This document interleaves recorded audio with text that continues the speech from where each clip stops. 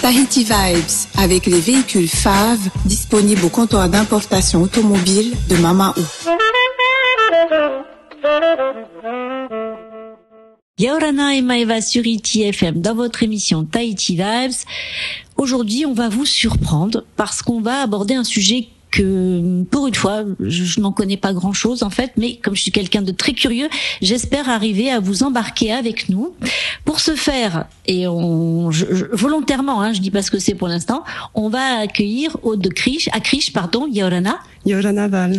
Alors, on va parler maintenant, je vais le dire quand même, de médecine traditionnelle, de médecine de retraite chamanique, d'Amazonie péruvienne, parce que tu reviens d'un voyage où tu as pu justement t'intéresser à toutes ces choses-là. Mais pour ce faire, d'abord, il faudrait que tu te présentes à nos auditeurs. Tout à fait. Donc moi, je suis d'origine polynésienne. Je suis née ici, mais j'ai grandi en France. Ma maman est tahitienne.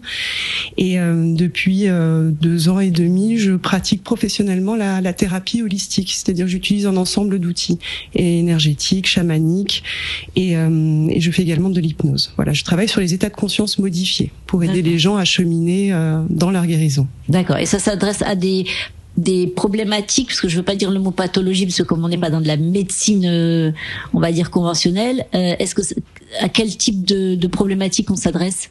À toi? Alors ça va être surtout la gestion des émotions, les blessures, tous ces traumatismes qui ont une empreinte émotionnelle qu'on conserve dans le corps et qui peuvent après créer éventuellement des maladies, d'autres choses plus compliquées. Alors, quelles sont les formations qui t'ont amené justement à pouvoir exercer cette activité? Alors, moi, je suis formée en psychologie. J'ai un master en psychologie, même si je n'ai pas le titre.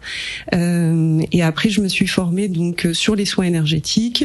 J'ai également fait des retraites. Alors, j'en ai fait en Corée et donc j'en ai fait 2 au Pérou, dans la partie amazonienne du Pérou. D'accord. Et alors, ça fait combien de temps maintenant que tu es installée là et que tu pratiques ici? Ici, je suis revenue en février dernier. D'accord, donc c'est tout récent. D'accord, ok. Alors, justement, l'objectif aussi de notre rencontre aujourd'hui, c'est de comprendre justement qu'est-ce qui s'est passé, qu'est-ce qui se passe lors de ces 4 semaines quand même de retraite chamanique au niveau de l'Amazonie péruvienne, parce que déjà le lieu, c'est pas un voyage facile, j'imagine bien. Non, ça a été un sacré trajet. Oui, je passais par les États-Unis, le Mexique, et pour aller jusqu'au Pérou et faire le vol interne jusqu'en Amazonie. Donc c'était 33 heures de vol et on arrive, on est en pleine jungle. Il n'y a pas d'eau courante, il n'y a pas d'électricité, donc il y a la jungle environnante qui est extrêmement bruyante. On n'arrive pas à dormir. On passe sur un régime spécial aussi parce qu'il y a 1 mois de préparation pour ce genre de retraite où on élimine donc la viande, l'alcool, les rapports sexuels également et les épices. Voilà. Et là-bas, on enlève encore plus de choses. Il y a plus de sucre, plus de sel. Voilà. Déjà au niveau de l'alimentation, oui, c'est très compliqué. Alors, qu'est-ce qui t'a amené justement dans cette démarche-là? Parce que on pourrait dire, moi je me fais un peu le poil à gratter, dans mes questions quand je ne connais pas le sujet. C'est qu'est-ce qui nous amène justement à entamer ce chemin-là hyper exigeant visiblement? Je pense que pour moi et comme d'autres personnes que j'ai rencontrées là-bas, c'est des tentatives non fructueuses dans des médecines, on va dire plus classiques, médecine occidentale. Et donc on cherche quelque chose pour aller mieux. Voilà. Et puis je pense que la pandémie du Covid a plongé un peu tout le monde dans un retour vers soi, un questionnement, ouais. Voilà, exactement. Et donc c'est un peu ça, et puis des lectures, bien sûr, un intérêt déjà pour ça qui était là depuis très longtemps.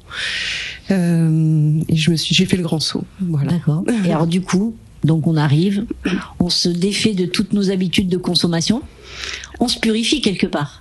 Oui, c'est exactement ça, c'est le but. Là-bas, ils soignent sur le plan physique comme sur le plan spirituel. Pour eux, les deux vont vraiment de pair. Donc, ils préparent des décoctions, des infusions à partir de plantes, d'arbres, qu'ils choisissent en fonction des objectifs de la personne. Et donc on passe dans ce régime particulier qui baisse l'énergie des gens et qui, alors là-bas, qui affaiblit pour rendre réceptif, c'est ça? Plus réceptif au travail des plantes. D'accord. C'est ça. Et alors du coup, Qui organise cette retraite là-bas? Alors vous avez affaire à qui? Un centre qui est dirigé par un chaman péruvien qui fait ça lui depuis presque 60 ans, et une Française également travaille avec lui depuis 18 ans. Donc c'est très pratique pour la langue. Oui, j'imagine. Ouais. Voilà. Parce qu'il faut maîtriser l'espagnol pour du coup. Hein. C'est mieux. Ouais.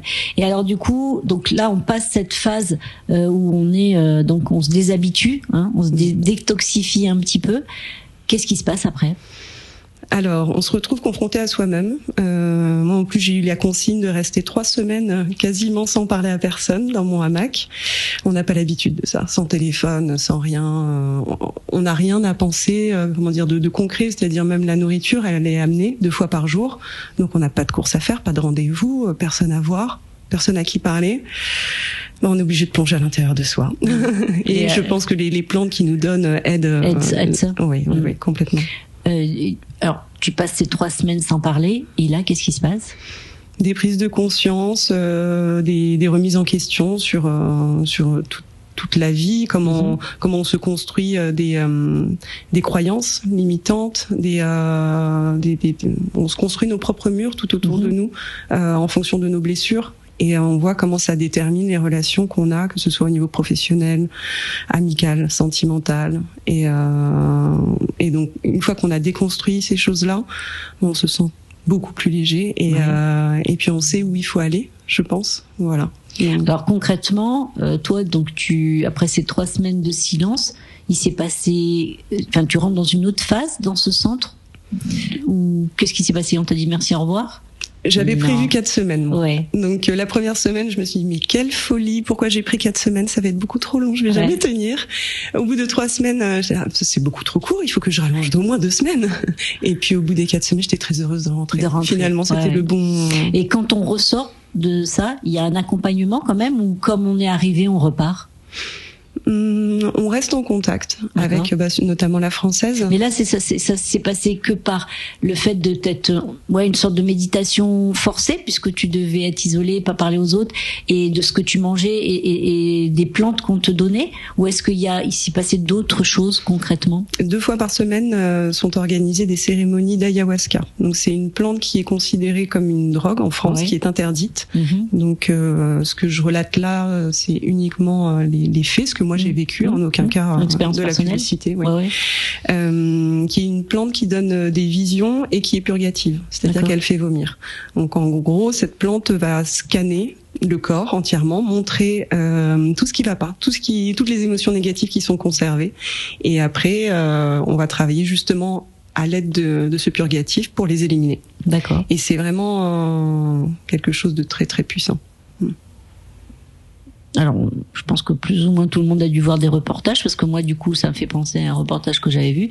Moi, je trouvais ça, alors, dans mon canapé, hein. Après, je suis ouverte à toutes les idées, à toutes les expériences que les gens consentants ont envie de faire, mais je me disais, quand même, c'est violent, hein. Les gens, ils s'imposent des trucs un peu violents. Tu penses que rétrospectivement, t'en es sorti, ça va, voilà, mais à des moments de conscience ou juste un peu après, tu t'es pas dit, oh là là, qu'est-ce que je m'impose? Alors, toutes les plantes, je pense, ont des effets secondaires assez difficiles. C'est pour ça que moi, je me verrais pas faire ça 2 fois par semaine pendant toute ma vie, même si le chaman, lui, le fait. Par contre, j'ai vu des gens là-bas, des guérisons assez incroyables, et je pense que la difficulté du processus de guérison est à la hauteur de la difficulté de la maladie, des problèmes. Alors moi, comme je te disais, hein, j'aime bien poser des questions. C'est pas provocateur, c'est vraiment pour que ça soit bien clair. Mais je me dis, c'est quoi la part, en fin de compte, de l'esprit de la personne, inconscient, subconscient, etc. dans tout ça. Est-ce que ça, on pourrait peut-être arriver sans ce genre d'expérience ou pas? Parce que celle-là, elle est quand même un peu dure, hein, je trouve. Enfin, il y a des plantes quand même qui sont un peu violentes. Est-ce que tu crois pas qu'au fin de compte, c'est un peu, pas l'effet placebo, parce que du coup, des effets, il y en a. Alors, l'effet placebo, c'est l'effet que l'on pense que le produit ou le médicament donne. Voilà, ça c'est l'effet placebo. Là, c'est pas un effet placebo parce qu'il y a franchement des effets immédiats et secondaires. Est-ce que tu penses que ce résultat-là, de par ton expérience, de par ta formation, est-ce que tu penses que ça serait possible d'y arriver sans passer par là? Oui, je pense. Ouais. La retraite spirituelle en elle-même est déjà très puissante. Ouais. Pour quelqu'un qui est vraiment déterminé à changer, à guérir, à trouver ses blessures, à les retraverser et à les accepter. J'ai vu des guérisons là-bas incroyables. J'ai vu une femme qui prenait 3 piqûres d'insuline pour son diabète en arrivant, et au bout de 10 jours, elle prenait plus rien. D'accord. J'ai vu un homme. Alors ça, il faut, voilà, ça, on va mettre une précaution à ces choses-là. C'est que voilà, ce sont des cas ponctuels, peut-être isolés. Voilà, on n'a pas le dossier médical des patients, comme ça on ne sait pas. Mais alors du coup, toi, ça t'a apporté quoi dans ta pratique, puisque aujourd'hui, toi, tu proposes des thérapies alternatives. Qu'est-ce que ce voyage t'a apporté? Alors pendant les cérémonies d'ayahuasca, le chaman et la guérisseuse ont des chants qu'on appelle des icaros, qui sont des chants médecine qui permettent d'appeler des esprits, l'esprit de la nature, des plantes, d'oiseaux, d'animaux, bref. Et accompagnés de leurs instruments traditionnels. Et ces chants-là sont déjà en eux-mêmes très puissants et permettent justement de mettre les gens dans un état de conscience non ordinaire, qui va leur permettre d'aller à l'intérieur d'eux-mêmes, chercher leurs blessures, chercher leurs ressources. Et moi, j'ai ramené tout ça. Voilà, c'est ce que tu as sur la table. Exactement. C'est ça, hein, c'est instruments ou outils. Hein, on peut appeler ça un outil. Tout à fait. Si donc dans nos auditeurs, et alors là c'est vrai que Tahiti c'est un endroit dans le monde où les gens sont globalement assez ouverts et assez tournés vers tout ce qui est médecine alternative, avec le bon et le moins bon. Je ne suis pas là pour juger, c'est un fait. Mais les personnes qui du coup seraient intéressées pour échanger avec toi ou pour te contacter, comment ça se passe? T'as une page Facebook? Raconte-nous un peu comment on rentre en contact avec toi. Je suis sur Facebook et Instagram, c'est Fenua Hypnose. D'accord. Et voilà, après j'organise des ateliers, des cercles de femmes les lundis et mercredis soirs, et des voyages chamaniques, donc où là je chante et j'utilise les instruments les vendredis et samedis matin. D'accord. Donc tu reproduis ce que tu es allé expérimenter ailleurs. Exactement. Sans la plante, hein, je vous rassure. Parce que sinon, non, les gens qui vont chercher sur Google cette plante, ils vont pas être déçus du voyage avant ça. Ok, bah écoute, je pense que du coup on a fait le tour. Est-ce qu'on a oublié des choses importantes, ou est-ce qu'on a, tu vois, ça passe vite, hein. Oui. Est-ce qu'on a parlé de tout, ou est-ce qu'il y a des choses importantes qu'on n'aurait pas dites? Non, je pense qu'on a fait le tour. Voilà. Merci. Bah écoute, les auditeurs donc qui seraient intéressés pour en savoir plus, ou pour donc de contacter via Instagram et la page Facebook qui s'appelle Fenua Hypnose. C'est ça. D'accord. Donc on vous rassure, elle va vous obliger à manger des herbes pas possibles. Hein. On est d'accord? Non. Voilà. Du mais thé, ça peut être intéressant. Mais c'est vrai. Je veux dire, moi, c'est pour ça que j'ai un regard. Je suis un peu poil à gratter sur certains sujets, mais voilà, ça veut pas dire qu'on n'est pas ouvert d'esprit et que c'est pas intéressant de faire cette rencontre pour parler de toutes ces choses-là. Bien sûr. Voilà, bah écoutez, chers auditeurs, on espère que cette émission avec un sujet qui tranche avec nos sujets d'habitude dans votre émission Tahiti Vibes vous aura intéressé. Vous aurez donc la possibilité de revoir cette interview ou de la partager grâce à notre replay sur la page Facebook. Merci Aude, à toi d'être venue jusqu'à nous. Merci Val. Et puis passez tous une belle journée, prenez soin de vous, et si vous voulez balader avec vous partout ITFM, vous savez qu'il y a l'appli autant sur Google que sur App Store pour avoir la plus belle des radios, la plus belle des musiques en continu. Nana et belle journée. Nana. Tahiti Vibes, avec les véhicules FAV disponibles au comptoir d'importation automobile de Mama'u.